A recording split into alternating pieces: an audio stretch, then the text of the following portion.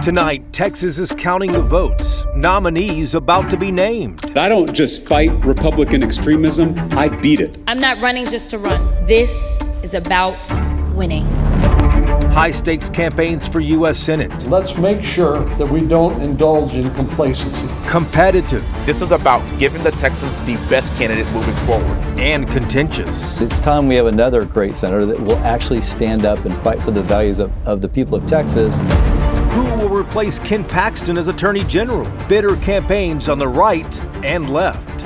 Plus, redistricting rewrites the congressional map, leaving incumbents fighting for survival. He's hopscotching around to try to find something to run in. Listen, I think it's not about her. It's not about anyone else. Tonight, we have crews with candidates across the state, real-time results, and expert analysis. It is election night on WFAA.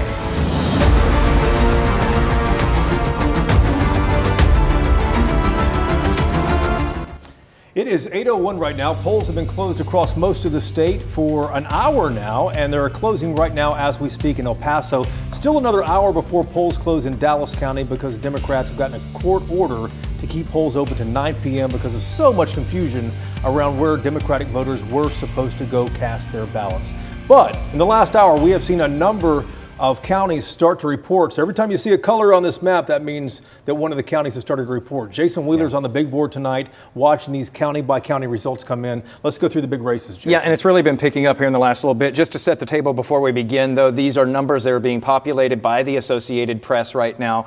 They have people who are actually in the offices, in these county offices all around the state, and they are seeing those numbers as the numbers are being transmitted off to the Secretary of State there in Austin. And so that's why we're getting these numbers so quickly, and that's why they may differ a little bit if you're following the Secretary of State's website right now, because those may not have officially been put into the system yet there at the SOS. Okay, so just so we know here on the Republican side, again, we had about 1.2 million people vote early. Right now we're seeing a total vote count of less than 800,000. So, we're about, what, 2/3 of the way there. My math is always bad on the fly here.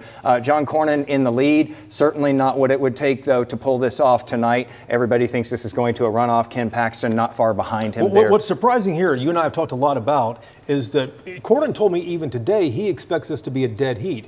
We're a little more than, we're 2/3 of the way there. Two-thirds of the way. And Cornyn has a 3.5 point lead here. Yeah, and he has to, feel really bad about all the people further down on this same race here. You got 1, 2, almost 3.5%. Eating up more of that vote. Yeah, it makes a difference when you start talking about this. If you can try to edge above that 50% mark and take it away tonight versus going to a runoff. Let's look at the Democratic side on this.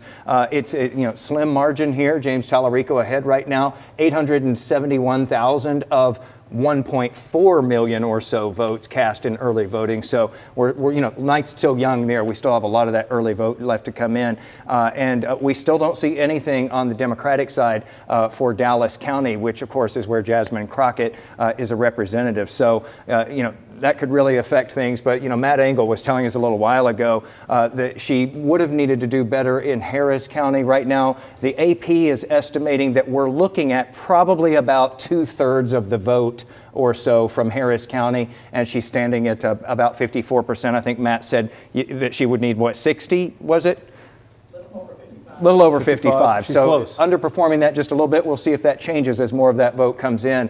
We have been getting Travis County in, though, not unexpectedly. James Tallarico doing very well there because that is where he is a state representative. Nothing from Bexar County yet, where he started his career as a teacher there in San Antonio. So we're not seeing anything on that just yet.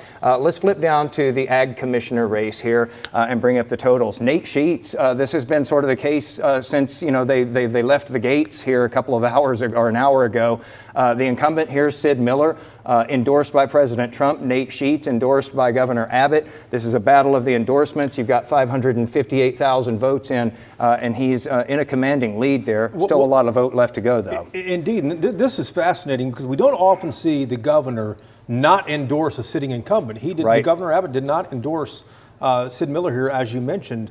And Trump didn't endorse him until, last Thursday or Friday. So Pretty that late in the game. endorsement came kind of late. Will it matter tonight is something we'll be watching. While we're talking about endorsements, let's just flip down and go to the comptroller race here. Don Huffines was endorsed again by President Trump. Kelly Hancock, the incumbent, the acting comptroller right now, was endorsed by Governor Abbott, who's been helping him with putting those ads on TV. 623,000 votes in. Again, that's about half of what we saw in early voting on the Republican side. But look at this lead that Don Huffines has amassed right off the top here. That's a pretty difficult thing to eat into when you're 232,000 plus votes behind. But again, a lot of vote left to come in. We'll see if he can make some of those up. On the Democrat side of things, Sarah Eckhart comfortably in the lead right now with 680,000 votes in. But again, her hometown there, Travis County, not reporting yet. So she could run that number up a lot further when we start to see that come in. You want to go through some of these others? Let's go through it. People want to see the numbers. Let's just here. go down through the numbers. Bobby Pulido, the Tejano star. The big Tejano star. A lot of people watching this internationally. People are watching this. Yeah, this one has been a big deal. It's been a focal point. This is to determine who will take on the incumbent, the Republican Monica De La Cruz, who is uncontested in this one. And boy, this district has changed so much in the past couple of cycles and has been gerrymandered and made to be more of a Republican-friendly district as it bends toward the coast instead of in toward San Antonio. Still so much of this vote left to come. Look at how many counties we're looking at. 1, 2, 3, 4, 5, 6, 7, 8, 9, 10, 11, 12, 13 different counties, just pieces of counties for this district. And so we're out to a very slim lead there with very few votes counted. So not a lot going on there just yet. Christian Menifee, the incumbent, this is Sylvester Turner, Representative Sylvester Turner's seat. Of course, he passed away. Christian Menifee just won the special election there several weeks ago, and he's back in it again to see who will go forward. We really have two incumbents in this, though. Al Green, also an incumbent from a nearby district there in the Houston area that was gerrymandered away when they did that mid-decade redistricting. And so, he's trying to run in a different district. And right now, both of them are, sitting right in that threshold where that would go to runoff. But again, we're at about almost 70% of the estimated vote total in. And I don't think Amanda Edwards is in the race anymore. She is not, but she has is still 6.5%, which could have put one of them potentially over the top. That's exactly right. She's still on the ballot, but she dropped out. So, she's still picking up votes. Indeed so. 25,000 votes there. But what else is fascinating about this? This is the generational play where you have an older Democrat versus a younger Democrat here. And we saw the same thing play out in Austin when Lloyd Doggett decided he would retire and let Greg Casar take the seat that Republicans redistricted there. Right. That's not happening. Al Green says, listen, I want to stay in Congress. I'm going to run for this seat. And he is outspoken, and we'll see if Christian Menifee can edge that up just a little bit and escape a runoff there. We'll be watching that one throughout the night. Freddie Haynes, this is the old district of Jasmine Crockett, who, of course, is running for U.S. Senate. He's out to a big lead here. Not many votes in yet. They're all from Tarrant County. This district spills over into Tarrant County. We've got nothing coming in from Dallas County, which is the bulk of that district. So a lot to pay attention still there as we go through the night. This one is for the new 33 that was created, and this is another one of those where the mid-decade redistricting is packing Democrats into a certain area here. Right. You got Julie Johnson, who was the incumbent in District 32, running against Colin Allred, who got into the race late after he got out of the Senate race. Nothing to report there yet. And then we've got Rhonda Hart. This is out as you go toward Beaumont. You got Jasper, Lufkin, Winnie, Houston. Another one of these sprawling districts that covers a lot of land there. Rhonda Hart, of course, got into politics because her teenage daughter was a victim of gun violence, and that was the primary issue motivating her. She's pulled out to an early lead here. Still a good amount of vote left to come in on that one, too. Let's go down the Republican side. Wow. This one's been called here. Trevor Nels already called as the winner in this, even though a huge portion of this district in Brazoria County hasn't reported anything yet, but Fort Bend County and part of Harris County, obviously doing very well there. And what's fascinating about this, of course, his twin brother, identical twin, Troy Nels, decided he would retire from Congress, and Trevor's taking that position. That name recognition can be pretty huge, indeed, even if you're not. They look alike, too, exactly that helps as well. This one is the newly created 32, kind of looks like somebody's pointing at you here in Dallas. You can see that at least right now, all of the counties are lining up. So we've got 1, 2, 3, 4, 5, 6, 7, 8 counties represented here. This goes all the way almost to the Louisiana border. Right now, Jace Yarborough in the lead. Not too big of a surprise there. He's gotten the endorsements of Abbott and Trump on this one, so they agreed on that candidate. But what's fascinating here, there are 10 people in this race, 10 or 11 in this race. If he can get out of this, and he might win it outright. That would be tremendous. And just to remind our viewers too, this district was a solid blue district. This was one of the 5 that Republicans busted up and redrew. Yeah. This is the one that Julie Johnson currently represents, where they added all these Republican voters in there, and now it's a solid Republican seat. Yeah, it used to just look like this in here, more or less. So we'll see if he can hold on to that no runoff lead there. Then we get to this one. These two have gone back and forth and back and forth. You know, it was his seat, and then it was her seat right now. Carrizo Richardson is still on track right now with 60% of the estimated vote, according to the AP. That is a pretty sizable lead that she's got there.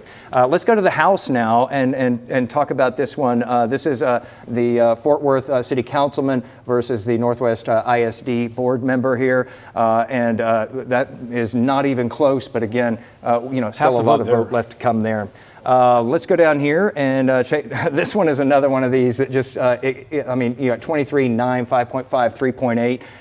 That one is probably going to a runoff. A lot of these are going to be new faces. As we go through these different state house districts that we're running through here on the Republican side, a lot of these are new faces because we've seen the incumbents move on. And if you've been around TV for the past 2 or 3 weeks, you've likely seen this race here. State House District number 98 for the state legislature, Armin Mazzani and Fred Tate. These guys Keller are Mayor here spending in the lead. A lot of money. And this is the way the vote totals are lining up, with more than half the vote in right now. And then we finish up here in State House 106. Jared Patterson, the incumbent here, hanging on right now, doing very well with about 64% of the estimated vote in. This is an interesting discussion, though, and it tells you sort of, where the Republican Party has sort of, moved along to here in Texas. Larry Brock, who is in second place with almost a third of the vote from primary voters in the Republican side. In case you're not familiar with him, Larry Brock is a former January 6th person who was at the Capitol that day. He calls himself a J6 political prisoner who served more than a year. You may remember him for the green helmet and the zip ties, and he was on the Senate floor there. But again, almost a third of voters in the Republican primary thinking that this is the candidate that they wanted to send. But Jared Patterson just holding on right now with a pretty substantial lead there. All right, we're going through these numbers here in a few more minutes. Let's talk about the other, not a surprise here, but we did get one other race called. It's the Republican race for governor of Texas. Governor Abbott easily won that race. That was going to be no surprise here with 82% of the vote. This is, again, not a surprise. He was going up against Pete Chambers and Evelyn Brooks.